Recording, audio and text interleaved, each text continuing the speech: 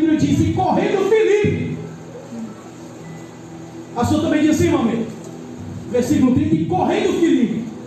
Por que Filipe corre? Porque Filipe entende que missões é uma prioridade. Aleluia. Pressa. Não dá para esperar para amanhã. Não dá para esperar a próxima semana missionária. Tem que ser hoje, agora.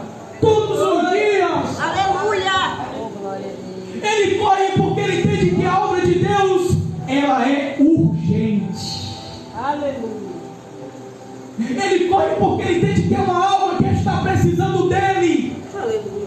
Entenda que tem muitas almas que precisam de você. E você não pode só assistir o que eles estão passando. Você tem que correr e ser um canal de Deus para as suas vidas. Aleluia. Glória a Deus. Nós não podemos só assistir.